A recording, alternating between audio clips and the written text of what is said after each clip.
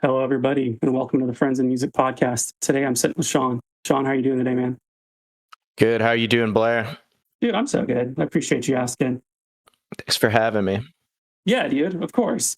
We met not too long ago, working a few concerts together.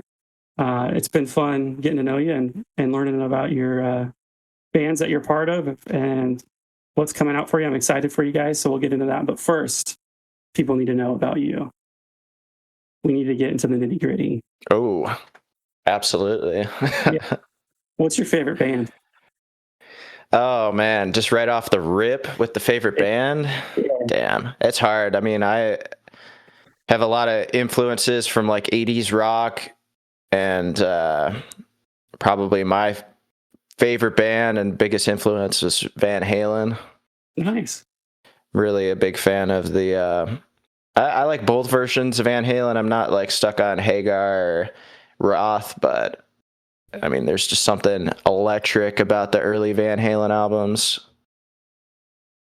Yeah, so it's fair to say, since you like both of them, that you go both ways. Is that correct? I guess.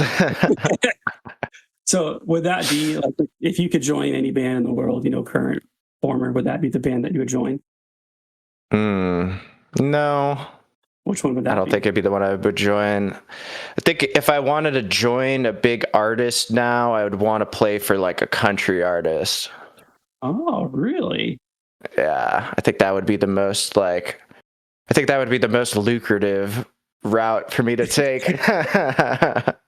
Or maybe like play for a pop artist, like Yeah. some like pop singer needs like a guitarist that comes out to play one song. Like when I saw SZA last year, she had like a guitarist that came out and did the one track and then they put him back behind the stage. It's like I could do something like that. You're just the magical guy that appears for One song, cash the check, call it a night. Strictly business. I love it. Yeah. So in your life, what led you to getting into music? Was it your parents or friends? Like the biggest, like I started playing guitar around the same time that Guitar Hero came out. I really liked the idea. Like Guitar Hero kind of introduced me to a lot of like bands and stuff like that, and kind of got me interested in like wanting to play guitar. And shortly after that, my parents got me like a starter Squier guitar pack. And but I don't really have a whole lot of family that plays music. We had like a piano growing up. They tried giving me piano lessons, but I didn't really like to listen. So Out of the guitar, which one was your go-to, or what was the first game? Well, probably the first game that I played was Guitar Hero 3, just because it was like massive and in everyone's house. Yeah. And that's probably the one I played the most. That one and Guitar Hero World Tour. That's the first game I owned, was World Tour for the PS2. Nice, dude. Such a fun game. And what were your go-to songs on there? I guess on Guitar Hero 3, I always like to play like Monsters by Matchbook Romance or like Cliffs of Dover. I'll still play those if I run into it like at Dave and Buster's or something like that.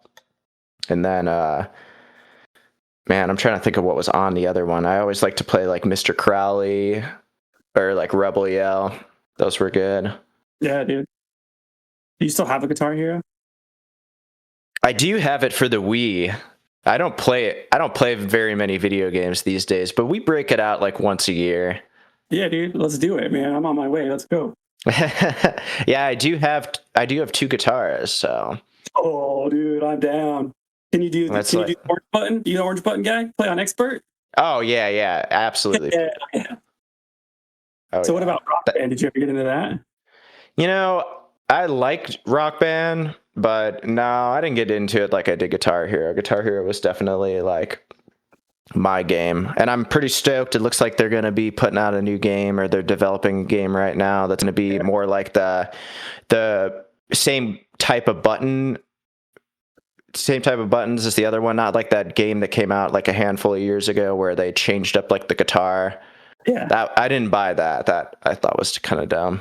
Yeah, I never even played that one, but yeah, it seems like Guitar has been working on it for a few years, but it seems like they're trying to push it out this year, right? Yeah, so that's gonna make me buy a new system and everything for sure. For real though, that game was so fun. It was like cool to have like an opportunity to like play with your friends. Like it wasn't just like a solo type game. Like you could like Yeah. one song, switch up whoever's there. I never really got into Rock Band either. Like it just I never had it, so like I only play with other people. But dude, Guitar Hero is where it's at. Like so fun. No, my mom would always get annoyed by the drums for that game too, so that did not last very long when I got the drums. Sorry, mom. They were pretty annoying. That's cool though, dude. So you went from the game, you got your first Squier guitar, and like you play a couple other instruments. So what other instruments are you playing right now? Uh right now I play guitar and bass professionally. Um I play piano and I dabble in like many instruments, so like drums and piano and synths and stuff like that. Yeah, dude. Good for you, I man.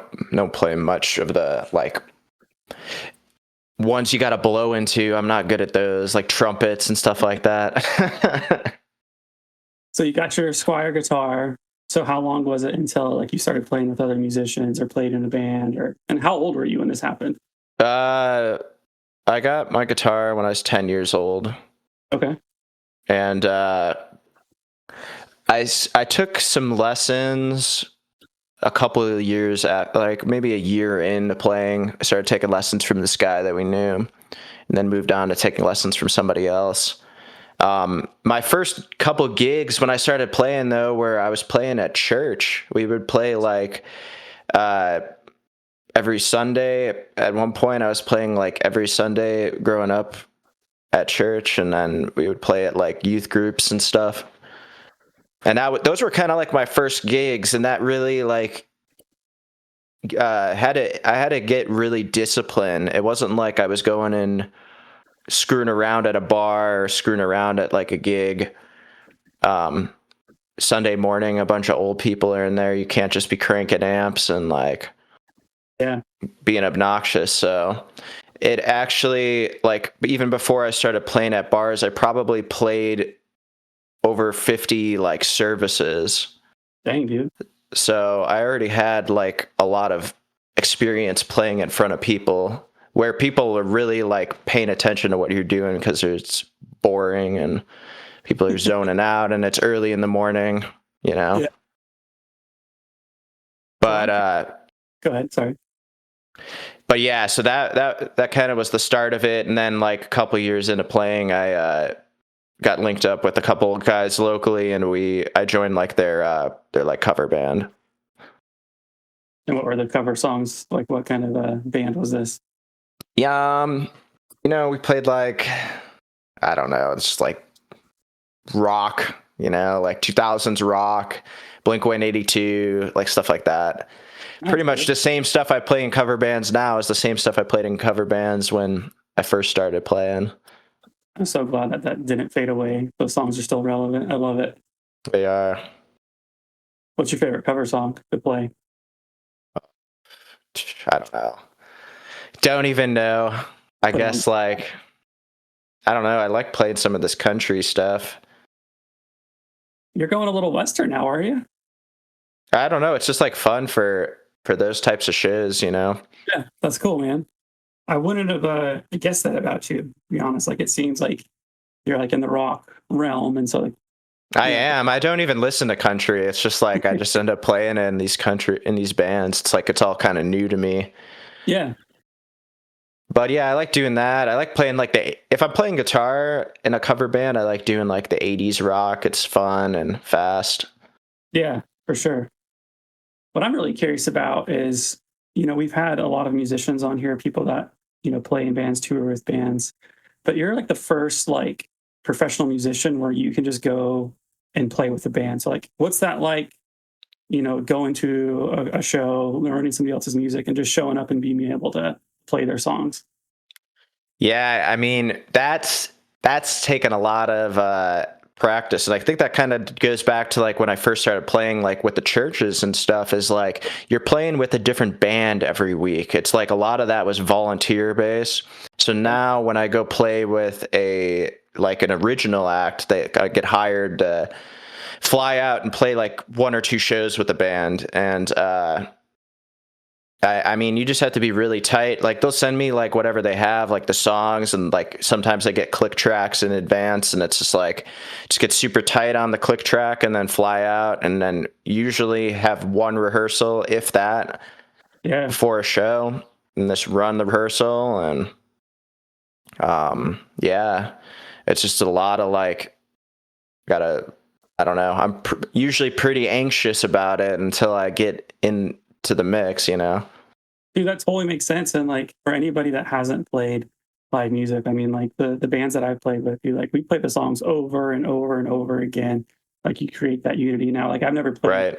with like a backtrack, so it's like we play off of each other. So sometimes we're faster, sometimes we're slower, but we try to be in unison. But for you to just show up and not have a rehearsal or maybe just one, dude, that's insane. So if somebody doesn't understand that, like that takes a lot of skill, talent, and just confidence to be able to do that, man. So good for you. Yep, absolutely. So we've talked about some of the shows, you and I that you've played in, but please feel free, whatever ones you want to share. Like you've played some big stages. So like when you've done that, like going out to play professionally, like what are some of the big shows or some of the ones that you want to talk about? Um, there's this, I guess, like in the last couple of years, some of the funnest shows that I've played. We had this one show for JJO. It's a radio station in Madison, Wisconsin. We played like their Taste of Madison festival, and that was outside the Capitol building. They closed down the street, and it's just like this sea of like a couple thousand people, like Yeah.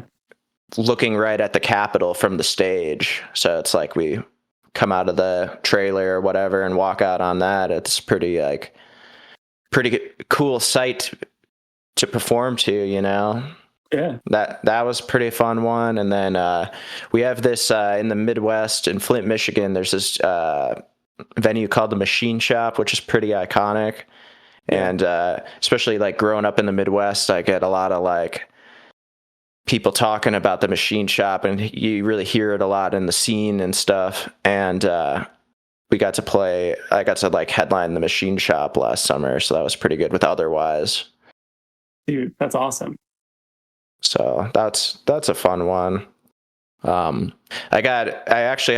wasn't like a big show or anything like that, but I did play acoustically for the first time under like my solo artist couple months back for there's this music group out here called Burner. Okay. It's like ran by my buddy Rio Wiley, and he had me play this like launch party, so that was pretty sick. Could play like my songs acoustically. Nice, dude. And so that was just under your name, or did you have a? Yeah, we had I did it like a collaboration, so I did it with my boy Lance, and then my friend Molly. She is a singer and like has her own solo project out here. They each have their own solo projects. We just like collaborated and played a couple songs, but it's cool. Dude, so fun. And it's so cool, like all the different things that you do with music, playing at, working shows, going out playing with other bands. Like what are some of your favorite aspects of doing that? Like have you learned anything or met cool people, or tell me more? Oh yeah, I mean it's fun for sure. The other night I met Soulja Boy. That was pretty cool. I saw that. I'm sad I wasn't there for that one. Yeah, that was pretty fun. I mean, thinking about like hearing Soulja Boy at my prom, and then now like 10, 15 years later, we're doing this kind of stuff, Dude, that's so sick. But yeah, it's fun. Every year I try to like make this more part of my life. I still work as a bartender part-time, and this last year was like the first year where like I was able to like kind of freelance my way to like a third of my income was freelance. So now we're moving in the right direction. I've been doing this for over 10 years now, so it's really time to get it going. So let's take a step back. So you said you grew up in the Midwest. You got your Squier guitar. Where did you grow up? Grew up about an hour southeast of Chicago. in And Illinois, kind of right near the Indiana border. how long did you live there, or how old were you when you moved away? I moved out. I moved out when I was 18. I Okay, went and moved to northern Wisconsin, about an hour and a half outside of Minneapolis. nice, Lived there for about 8 months or so, and then then I moved to South Minneapolis and lived there for about 5 years. nice, dude. And that was for a band and stuff. Like I had a band up there called Sleep Signals, and we did some heavy touring from about 2016 to like 2020, Nice. and then the band kind of dissolved from there. And is their music And still going? oh, their music's still out there, yeah. Cool. And then after that, I kind of decided I was done living in the cold in the Midwest and moved out to Arizona. Yeah, dude, I don't blame you. Do you like Arizona? You happy you made it down here? I love it out here. I love being close to everything and like living in a bigger city again. Minneapolis was fine, but after like growing up outside of Chicago, like Chicago is just such a big city, and like I mean Phoenix is not as like a proper city like New York, Chicago, LA, but it is like a big metropolitan area, you know. Yeah, dude, it's massive, and yeah, when you There's a compare it lot to get into. it's different. But I mean, with all the people and like all that's going on down here, it's a huge area. There's always Hmm. something going on. A lot of fun. Yeah, So, out of all the places absolutely. that you've lived, which place has the best music scene or your favorite music scene? Minneapolis did have a great music scene before COVID, but a lot of the venues and stuff that was like set up when I lived there are gone now, you know.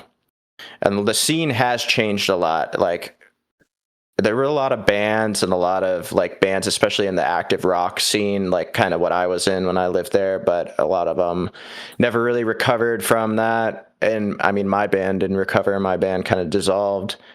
Yeah, Um, but Chicago had a good music scene too. That's kind of like where I came up in, yeah, and I don't know. We were kind of coming up at the time where like the music scene was falling really hard.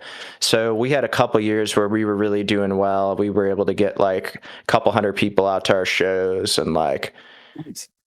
locally we were a good band, and we were able to get to the point where we did one tour, but it was just like different. I was trying to do this as my like career, Yeah, and the people at the time were not, which is fine. I mean, it's it's not been the easiest, you know. yeah.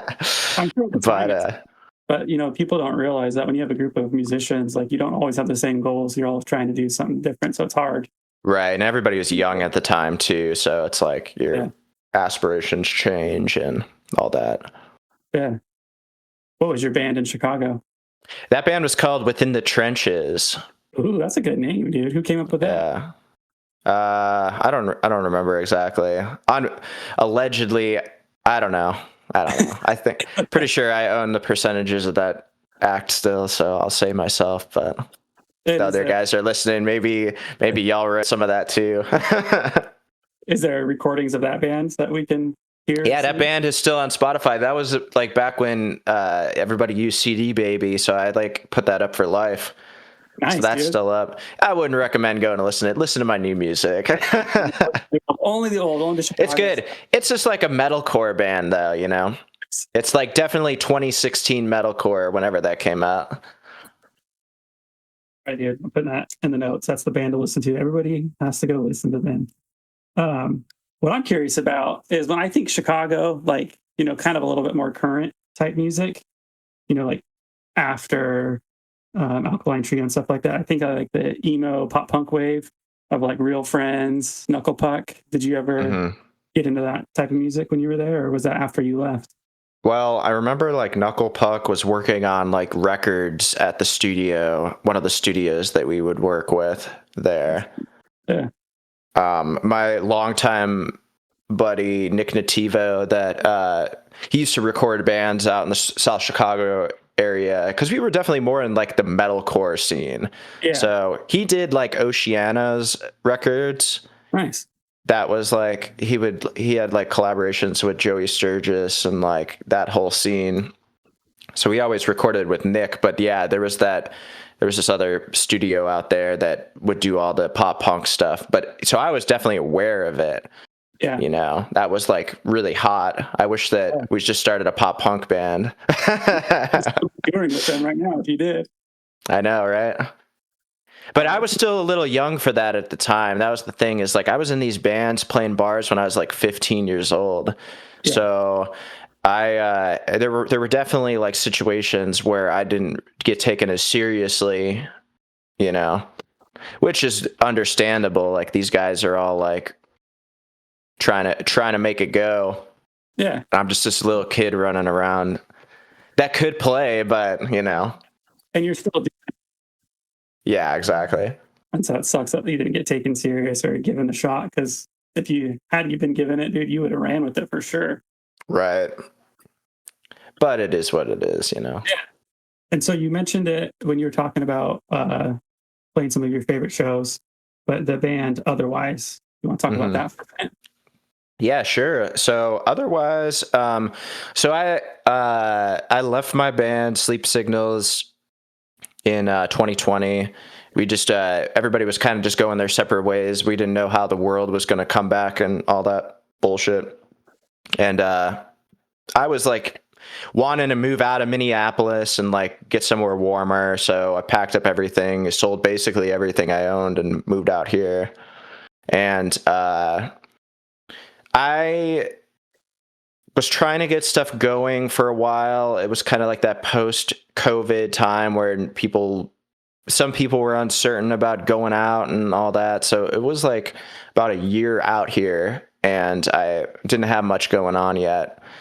And Otherwise manager at the time got my info from somebody, and I ended up doing an audition video, and I got the gig playing bass for them. And at the time, I had never played bass professionally, and I also didn't even own a bass. I went and like borrowed my buddy's bass to do the audition video. But I was like, maybe I need to just like open up my horizon a little bit and kind of like take a gig that I typically wouldn't have, and on an instrument I typically wouldn't have. And that was 3 years ago now, so nice, I'm actually one of their longest running members. Oh, yeah. Do they have anything coming out? They're working on some new music right now. They should probably have some stuff coming out this year. We are playing Louder Than Life this year, opening for Limp Bizkit that day. Dude, that's so sick. That's going to be a pretty sick festival this summer. And then it's also their 15-year anniversary for their massive hit, Soldiers. Nice. Dude, that's so awesome. That'll be cool to take that out on the road this year. And then now, the main event. You have a new band.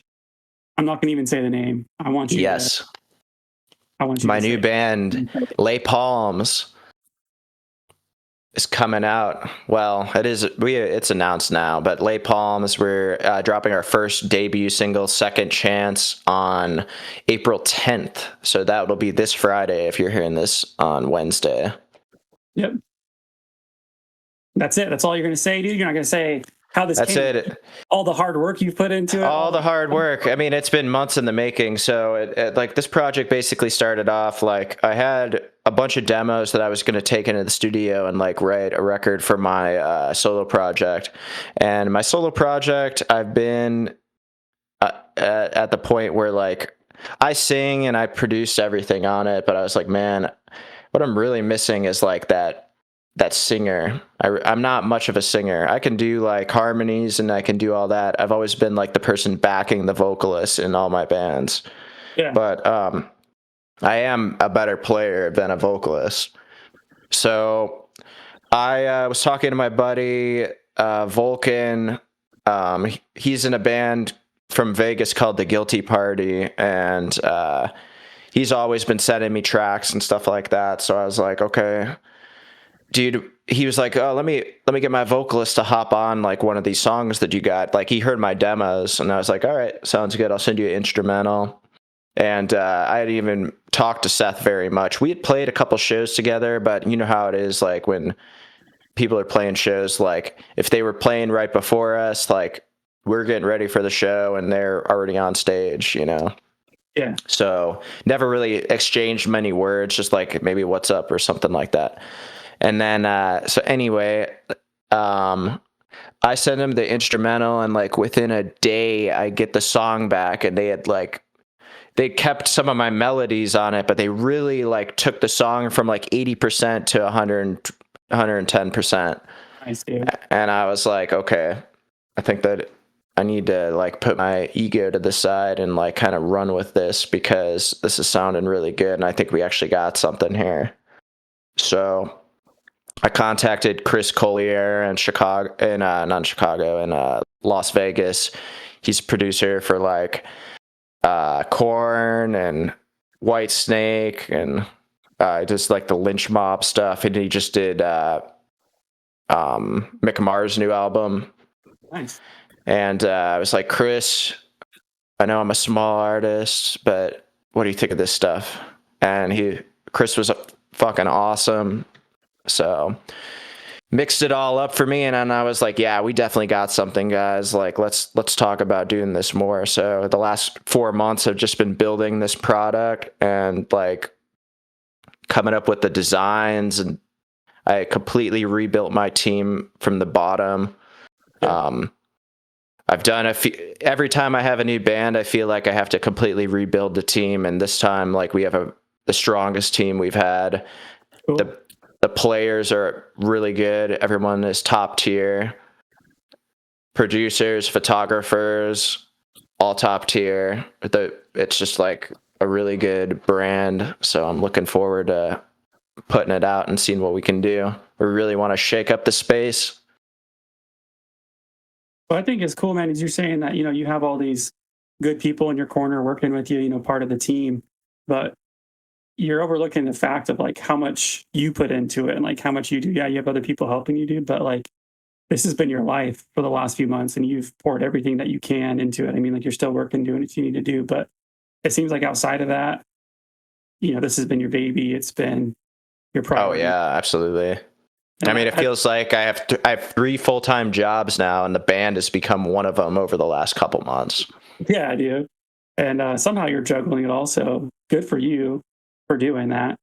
But it's impressive to see, how much work and effort that you put into. So hopefully everybody will give the single a listen to. I'm really glad that you shared it with me. Like it's a phenomenal song. I don't want to say too much because it's not out yet, but like, no, you could say whatever on it. It's fine. It takes a turn, dude. Like it comes in one way and it takes a turn like halfway through, and I like it. Like it's not like a song that you can predict what's going to happen with. Like it's not just like it follows like, okay, chorus, verse. Like, sometimes like when you listen to music, you're like, okay, like I can see how this is going to end up wrapping up, right? And that's the other thing too, is like, especially like in that space of like the alt rock and stuff, we're bringing back the guitar solos because like, isn't it fun? Isn't it more fun when you go to shows and you see like somebody just shred for a little bit? Like we have a lot of solos in these songs. Like we're definitely taking it back to like that kind of, we're a real band, and we want to like showcase like everybody's like strengths. It's not just like the vocalist and the drum and bass, like where the guitars are back. It's 2026. The guitars are back. It's back, baby. That's exactly what I mean. Like, because when you hear the intro of the song, like it sounds very nice, but like you wouldn't expect a guitar solo to come up in that song. But like on the contrary to what you were just saying, dude, like I was working with this band recently. They're trying to put out some new music, but it's exactly what I was saying. Is it's like the copy and paste. Like you can predict the music, and they're bringing back the guitar solos, but they do it every song at the same spot. And I'm like, you guys need to mix it up. Like, yeah, same thing every time. Like, I listen to one of your songs, that means I've listened to 4 of your songs. But I look. That's what I like. Yeah, that's what I like writing about these guys too. Is like we do 95% of everything before it even touches the studio. It's Nice. like I over this period of time, like especially during COVID, I spent a lot of time getting better at producing songs, and like I write for other bands and have written across multiple genres, and now we can really like these guys have done the same thing. It's like they self-produce at home and stuff, so like we can just send ideas back and forth and be like, okay, let's rework this. Like this isn't flowing like how we want it, and like the song is like hung up here. We can fix that before it even hits before we even hits the studio. You know. He's getting all worked up, dude. It's so emotional. I know. Now I was just like swallowed funny. Over but there. but yeah, we can kind of fix it before we even get in there, and we're not we're not going to the studio for 2 weeks, you know. Yeah. Like we're writing records, like you got to write records in 2026. Although good for you too, man. Like that was something when COVID happened, which I mean, you've expressed and talked about like how it ruined a lot of aspects for music, like venues, touring bands. Like so many bands were sitting on records, getting ready to go on a tour, and then it kept getting prolonged because the world was crazy. But Yeah. you worked through it, man. Like you taught yourself how to produce and stuff like that. And so like good for you, man. That's awesome. Like you Yeah. didn't sit around like some people did and say, just waiting. No, and that's the thing too. Like looking back now, it's like thank God, like I didn't just sit through it because, yeah, I mean now I'm a couple steps ahead, Yeah. and we can really push this out. Now I want to share something and you can tell me if you're not comfortable with it. But a couple weeks ago, you were working hard on this project. I'm sitting there, you're on your computer going to town and you're like, I got to get my website. So you get your website. And I won't say how much you bought it for, but you bought it reasonable, right? Oh And yeah. later, you get an email saying, "Hey, we want to buy this website for you for like hundreds percent more." You just bought it for. I was like, "Sell it." Yeah, I don't know what that was. That was weird though, that it was saying that. It was like, okay, so I think I bought the website domain for like it was under $100 for like whatever, Yeah. and then a couple of minutes later, it was saying like you could sell this website for like $1,600, and I was like, what the heck? It's like I don't know if I buy that, you know. It's just like, well, you're Yeah. just gaslighting me because I bought this website. But yeah, that was funny. But it Yeah, that just was goes pretty funny. what you're like. What I was saying earlier is like you've been putting a lot of your time into this, and so I'm excited for everybody to hear it. Let us know, let Sean know like what you think about the song when it comes Yeah, out. absolutely. Let us know, like comment on our stuff, and like I don't know, like just feed the algorithm what it wants, because that's what we're fighting right now. I think that the song is like really good. I'm really proud of it. Everybody that I've showed it to is really proud of it and likes it. So let us know publicly so that the algorithm knows to show it to more people, because that is our biggest hurdle that we got to get over. Yeah, and I'm sure you will, dude. It's good. People are gonna like it. I can tell you that. I mean, And we're just getting started. So we have a lot of cool songs that I'm stoked to like get out to everybody. yeah, you said you're going to Vegas sometime pretty soon to work on some more, right? Like, what are some other next steps after the single comes out? Yeah, so we got a couple more singles that we want to drop and like really grow our online presence. Like it takes some time to like really connect with everybody and like get all these accounts set up, because you have like to be a band 2026. It's like you're basically like a full-time social media manager, you know. And like I had to wake up every morning and check everything and like go over everything and see what we're gonna post this week. Like we have calendars for everything, and it's like since it's a startup, you know, I'm the manager at this point. You know, it's like I can't pay somebody to do that for me, and I've at this point too, it's like I don't want to pay somebody to do it for me because I want to do it the way that I'd like to do it. But yeah, I guess like the goal for this year is like I would like to play shows by the end of the year if we can get like some solid shows, and if we can get enough music done over the next couple months, then I want to release an EP by the end of the year. That way we have something like a complete piece of music to give to everybody, you know. Yeah, dude, that's awesome. Those are some good goals, and hopefully you guys can achieve them, and hopefully you get the support that you need to, reach those goals. Absolutely. So that'll be like that's the big goal, but we have a couple hurdles to get over before that. We need to be able to. I mean, I got to sell some merch to be able to get these studio things done and everything like that. That's right. That day you were also looking at shirts too. Did you order some shirts yet? Yeah, we actually just dropped our shirt designs today, so everything is up on our website, latepalms.com. You can go there and it's got all our merch. We got a shirt, we got some shorts for the ladies. I got a hat, we got a couple bundles and posters and stuff like that. So I told Sean the only way he's going to sell those little booty shorts is if he wears them on stage. So we're gonna put a poll or something. We're gonna try to get people to get you to wear some of those shorts on stage too. That's my goal. I'm sure it'll happen at some point. So yeah, you check out the web store. You can buy shirts from there, but you cannot buy the website. Website is not for sale. Website's not for sale. No. He didn't take the 1,600. He's not taking your money for the website. No. But honestly, I am excited for you guys and to hear more music. Is there any more with this band that you want to talk about? Let us know about. No, that's kind of it right now. We're just putting it out there and seeing what people think of it. That's like this stage we're at right now. So, where are the other band members? Are they in the area, or are they in Vegas, or what? The other two, we got Seth Laurent on vocals. He lives out in Vegas, and then Vulcan, he also lives in Vegas. So I'm the only Phoenix boy. Thinking back to like when you were setting up your band and stuff, we were talking about places that you've lived and whatnot, and we brought up Prince, right? Mm-hmm. One of my favorites. Yeah, that's what I was gonna say. What are your thoughts? Yeah, Prince is by far one of. Van Halen is a big influence to me, but Prince, especially like in the last handful of years, is a huge influence on me. Listen to all his music, the good and the bad.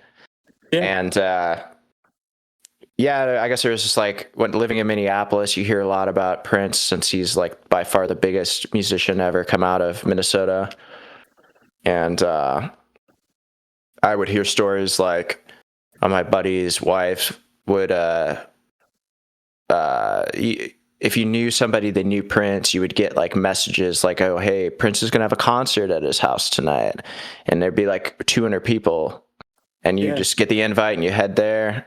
It's like before the internet or like early internet days. Yeah. Just show up at his house and he would just do a 2-hour concert. It's so cool. He was just like, for free. It would just be like something he just wants to perform to some people and play some new songs or something like that. Yeah. And he would just do that all the time. And then like Prince would want to go see a movie and he would just rent out the whole movie theater for the night. And then it's the same thing where like, like Prince wants to go see one movie, he'll go sit in the movie theater by himself, but the rest of the theater is just free. So if you knew somebody or whatever, like you could go and you could just go watch a movie for free on Prince. Yeah. How cool would that be, man? Yeah, unfortunately, like he had already passed by the time I was living up there, so it was just all stories at that point. But still cool. Yeah. So, did you discover Prince before living there? I mean, I know you heard Prince. Yeah, absolutely. Like I've listened to Prince for a long time. There was actually like when I kind of was starting out, like I would do like YouTube covers, guitar covers and stuff like that. They don't exist anymore, like since copyright is a thing now. Yeah. But I remember doing like a Prince cover of Let's Go Crazy and like a guitar cover of that.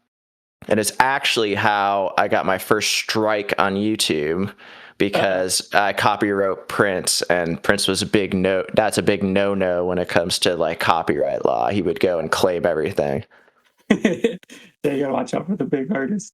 I think it got like 80,000 views and then it was taken down. That's a lot of views, dude. Good for you. I know. I didn't know what I had at that point. That's so funny. Just early on.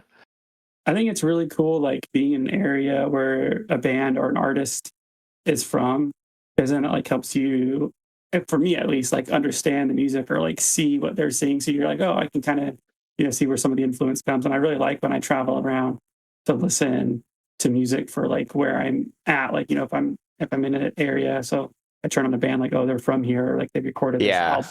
Like, I think it's cool, man. What about you? What are your thoughts on that?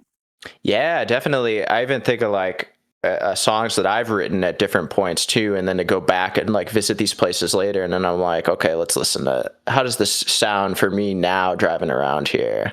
But Yeah. totally, like, yeah, Motion City and stuff like that around the Minneapolis area was always good. Try to think of like what's some Minneapolis or some Phoenix bands like. I don't know. What's like a big Phoenix band? I can't even think of one. Oh, like Jimmy Eat World? Yeah, Yeah. jamming that. Yeah. Scary Kids is a good one. Yeah, Scary Kids. It's funny, like driving by, like where they're some of their music videos, you can see like, oh yeah, that's where they were driving by. I see that now. I filmed a video outside of that place that we parked when we were working that convention. On the street there? Yeah, right Really? outside. Yeah. So I always think of that whenever I park there.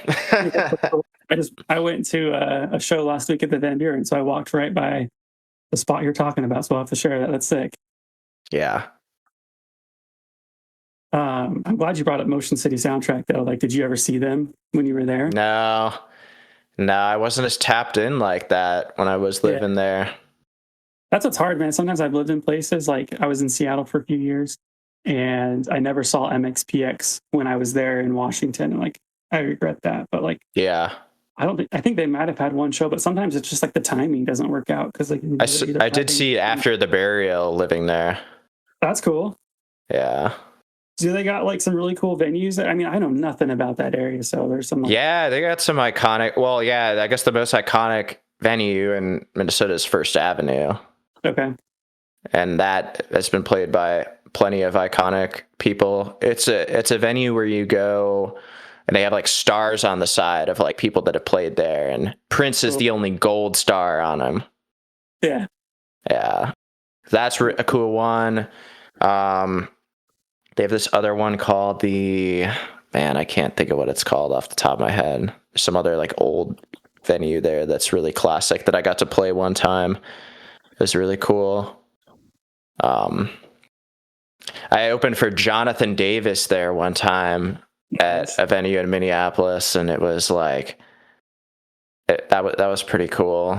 That was one of the coolest shows I played there. It was like right when I moved to town too, so it was like sick to move to town and play to like 4,000 people. Yeah, dude, right away. Awesome. So cool. All right, man. It's going to be an abrupt transition, but I have to make sure I hit them because I have to ask everybody, and we haven't talked about it yet at all. So I'm excited for this. Punk. You listen to punk at all? Not really. All right. So now I'm really curious. What's your definition of punk? Kind of like 4-chord to the point song, under 3-minute long songs. Some of Blink-182, I guess, would be considered punk, right? For sure. You played those songs. You know those songs. Yeah, that's what I would consider punk, or like the Misfits, like that style older. Yeah. And what about emo? What's your definition of emo? Emo is like high vocals, high pitched vocals. Yeah. And emo is just kind of like the attitude and the how you dress and stuff. Yeah. I think more so than like the actual sound. Oh, so it's the look, it's not the sound itself. I feel like it's more of a look. I like that. Now That's how I've always thought of it, like emo is like you got your hair over your eyes and like, girl pants. Mm-hmm. Tight pants. I still wear tight pants. Oh, like I've seen skinny jeans. I wore them when they were in style, and when they went out of style, and then they kind of came back a couple years ago, and now they're kind of going out of style again. So it's like I've seen to see the styles come in and out, or like the 90s style back. I'm like, dude, that's exactly how I used to dress, and it wasn't cool then. I don't know why they think it's cool now. Yeah, right. There's another genre I wish like early on because everybody has their own definition of it. So I wish I would have added it. So a lot of these people that I've talked with, I'm gonna have to go back and ask them. But what about screamo? How would you define screamo? Uh, Screamo, I kind of think of Screamo as like it's more heavy, you Okay. know? Yeah, It's like we got like emo music will be like your Fallout Boy bring and like your what's another good one? Fallout Boy and like My Chemical Romance. for sure. Like screamo music, I think has to have a breakdown. That's where you got like your attack, your like even Bring Me the Horizon would fall into that screamo. Like I think Asking Alexandria is probably the kings of screamo. If I had to guess, they kind of fall into the emo category a little bit too. But that's kind of what I think of when I think of screamo music. I like that, dude. So yeah, now I have to go back and get everybody else's because that is such. Everybody has their own definition, and I'm not saying anybody's right or wrong, but like it's interesting to see. Like it's a fun debate and discussion to see where people Yeah, think totally. the definitions of that is. Hmm. Uh, let's see here. Before I go, I have a few more questions for you. Before I get to there, is there anything that you want to make sure we bring up or talk about today? No, I think we hit all the points. Okay. Here's what I want to know: some of your favorite albums and your first album you ever purchased. First album I ever purchased. Man, that's a hard one. I remember like my dad had a lot of like classic rock CDs, so we had a lot of that around, like your Van Halen and Scorpions and stuff like that. Yeah. But the first album I actually bought, that's hard to say, because it was like CDs were kind of on the way out. I mean, they Yeah. were still around though. Like there was still physical media when I would buy stuff, but um, yeah, I don't know. I remember like one of the first an album that I remember buying, I guess, was like the Van Halen album that came out in like 2011 or something like that. Like that was Yeah. like their like comeback with David Lee Roth. I remember actually buying that one when it came out. But I guess like on iTunes I bought like I don't know. I remember buying like a couple Coldplay albums and stuff like that. And you didn't What was ever the like go ahead. I was gonna say what was the side note on that question? Some of like your favorite albums that you have. Oh, that I have and own. I mean, those are the Van Halen albums I like. I actually just recently got my box or a box of my CDs that made it out to Arizona. I think a lot of that stuff is still at my parents' house, but I wanted to look through the books and just see like what people do like for the inserts on their CDs and physical media because I plan to like print that myself. So I needed like some inspiration.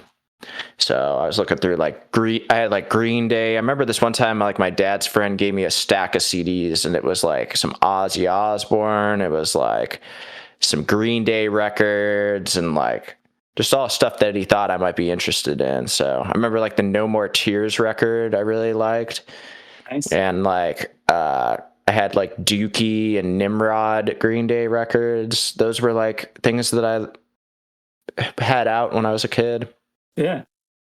So you never like listened to Guitar Hero and you're like, dude, Matchbook Romance, I need more of this. Let's go buy that CD. I actually own it now. I'm actually friends with those guys now, and like I've Really? written songs with them. Dude, that's so Uh, cool. yeah, he actually the bassist Ryan. He heard Second Chance like way before like this band was even an idea, and he gave me a couple notes on like how I could like make the song better and really early on. Yeah. So it's like I have influence from that band, especially like in my writing style. I got close with him over COVID and we talked a lot about writing remotely and stuff. How And did that come to be? just cold message. Cool, dude. That's awesome. So now I do have that record. But whenever they did the reprint of it, bought it on vinyl. That's what I do now is like I'll buy some of the stuff on vinyl and like if it's reasonable, hold on to it, you know. Yeah, for sure. But Yeah. huh? Go ahead. Go ahead. No, I didn't have anything Okay. else. Do you have a good vinyl collection? Not really. I probably have like, I don't know, I have like 20 or 30 vinyls. That's not bad, dude. Just from stuff like I buy at shows, like if it's like a band's early release or something like that, I'll usually just get it. Yeah. I bought this record from that band Royal Otis on their first tour. Nice. So it was like a first print, and now that band played at the Rebel Lounge here, which is like a 300 cap venue, and then like 6 months later they came back and sold out the Van Buren, just like a 3,000 cap. So it was a big swing on that. So got their like first press, and yeah. But I don't have a player. I just get them just because it's like a way to buy physical media, you know. Good. And it's cool because it's like it's an art form too in itself of having a big, you know, the sleeve itself. Like you can hang it on your wall, you can display it. Yeah, it's cool. So it's multi-purpose, definitely. Right. I think it's funny. I'm going to pat myself on the back here. You know, sometimes I ask questions to people, like, you know, like leading to like, oh, what band are you in now? But like when I said Matchbook Romance as like an example from Guitar Hero, I had no idea that you knew those guys. That's pretty funny. Oh yeah. I'm glad. Yeah, big fan of those guys. Dude, they got some good songs. So yeah, I mean, I feel like you're holding some stories, and we talked about Prince, we talked about Matchbook Romance. Like, who else do you know, man? Or like, what other cool stories you got? I don't know, man. I've crossed paths with a lot of people so far in my career. I don't really have like, someone was asking me like the other day, like who's like the coolest person like you've met or something like that, or like the best experience. And it's like, I don't even know. It's like, I just kind of keep going and going. And like, I meet people. I don't really like think of it like, oh, I'm not like really into celebrities and stuff like that. It's like, I don't really even consume like a whole lot of media outside of music. And I mean, meeting Soulja Boy the other day was pretty cool. It's just like something that's on my mind. One of the stories like I tell people is like I played in Dallas one time. We were on tour with Hell Yeah, and we played a show in Dallas, and Chad Kroeger was at our show, so I got to meet him. Did he show you a photograph at all by chance? I shook his hand. That was it. I was like, that was pretty cool. That's probably one of the biggest dogs I've ever met. That's awesome. My buddy was out on tour with Kendrick Lamar last year, so I got to go to like Kendrick Lamar's show, and that was pretty sick, but I did not get to meet him. I'm sure it's kind of understandable. I'm sure he gets on stage, off stage, kind of runs away. Mm-hmm. I was gone, what was it, 2 weeks ago, when Vanilla Ice was here. Were you working that one? Oh, yeah. I met Vanilla Ice that night. It was great. I was so sad. Yeah, first class. He was actually really nice. He came up and introduced himself to me. Oh, dude, what a sweetheart. Mm-hmm. I was like, I love when people are like that. It's like, I'm not going out of my way to like make it awkward, except I did ask Soulja Boy for a photo. Yeah. And how this happened was he had done the VIP and everything like that, and I was hanging around. I was thinking about like going to take a photo, but I was like, I'm working right now. And then they were getting ready to go on stage, and I'm like standing there. I'm gonna like turn on the light so he can walk up because it's dark. Yeah. And he like lights up the blunt, and like he's smoking a blunt. And then I'm like, Soulja, can we grab a photo real quick? And then the security guard was like, no, not right now. And Soulja was like, nah, it's cool. And then grabbed the photo as quick as possible. I was like, I'm not messing this up. And you saw it's like the blurriest photo ever, but it looks like it was taken on a Nokia, like when fucking Pretty Boy Swag dropped. So it's like, I'll take that. I actually do have a funny Soulja Boy story though from that night. That show ended up getting shut down because of the weather. So we had 40-mile-an-hour winds at that show. So everything is like blowing all over the place, and it's an outdoor festival. Yeah. And so Soulja Boy's playing Pretty Boy Swag, and the DJ's laptop flies off of the stand and bounces off the stage, and everything comes unplugged, and like it all stopped. So I'm like, shit, because like this is my job. Is like when there's a problem, like I gotta fix it immediately.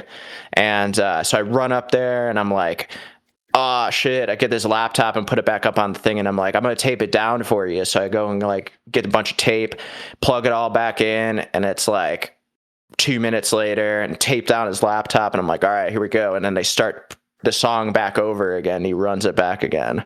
Dang, dude. I was like, damn, this is cool. Yeah, that's wild. That's so Yeah. to They throw. didn't end up, yeah. So then, like maybe 15 minutes later, like Soldier's just doing his thing, like performing, and they're trying to get him to stop, and like he's like somebody from his team has to go up there and like tells him like, hey, they're gonna like shut the PA off on you. So then he goes over to the DJ and then like just plays Crank That, and we get about 2 minutes into Crank That, and they're lowering the lighting truss and everything. Like it was done, and I was like, dude, we got to get you off the stage because like stuff's blowing around everywhere. Like you could get hurt out here. I mean, like I get for sure, like, being in the the crowd, like watching, you're like, dude, this sucks, like I paid to see this band. But yeah, like it's coming to like safety. If stuff's blowing around on stage, someone can get hurt. Oh, he gave them what they wanted. He played the song everybody was waiting for, and like I mean, he did it with how he could do it. He was a good guy. Good for him. I love that. And it's a good reminder for anybody that has music saved on a laptop. You never know what can happen, so make sure you have your stuff backed up somewhere else, because Luckily his laptop worked. Dude, for real, he got lucky. Yeah, it's just like the wind just took it and it just flew. Like that MacBook Air, no weight on that thing. It's called Air for a reason, because it just flows. Yeah, exactly. I mean, like, so that concert we worked a couple weekends ago where that guy's keyboard didn't make the flight with him, so he didn't have a flight. Like, you can get a keyboard, dude, but you can't get another laptop with your music on it. So yeah, what would he have done if that thing did break, dude? That would have sucked. Would have been the end of the show right there. Yeah, that's it. It doesn't matter about the wind. They're done. Yeah. Or it'd just be him doing it a cappella, dude. How fun would that be? That's what he was doing. So I was on stage plugging this all back up, and like 2,000 people behind me are screaming like a cappella his songs. And I'm like, damn, I just hope that this fucking turns on. Real. That's so stressful, being that like one guy on stage trying to solve the problem. So stressful. Oh yeah, nobody else was running up there figuring it out, that's for sure. Was it just you doing the backline that day, or what? I was the only one there. No one to blame if it doesn't work. Yeah, just you. Sorry. So, but yeah, it was solid. Made it happen. People got to hear the song again. I got to hear the song again. That was my favorite Soulja Boy song too. So, yeah, I wish somebody had you recorded running around stage solving the problem. I know that. Yeah, I need to put like a TikTok out because I'm sure it was recorded. Yeah, find it, dude. That's my goal today. I'm gonna find it today for you. Yeah, if you find it, let me know. You'll see me up there. I was not even like dressed to work the show. Like I had like a nice shirt on and stuff because it was like a rapper day, and it's like we didn't have much equipment, so yeah, pretty easy. We were just relaxing, like me and my girlfriend were there. So fine. That's fine, dude. Yeah. Well, is there anything else you would like to add? That's it, my man. Okay, we'll get together and we'll share all the links for your music so people can find it on Friday. We'll share it so people can listen to The Second Chance. Again, let us know what you think. Check out his website. Look for hopefully some shows coming up, man. That's what I really want, is to be able to see you guys perform live. I know. We will be getting to that point. We're taking it one step at a time. Well, good luck with everything, dude. I will see you soon, but please say goodbye to everybody else listening. Thanks, guys. Thanks if you tuned in this whole time. Thank you, and definitely check out our song. If you're hearing this like day one, pre-save Second Chance dropping April 10th. Thanks, Blair, for having us on. You're welcome, man. Thank you.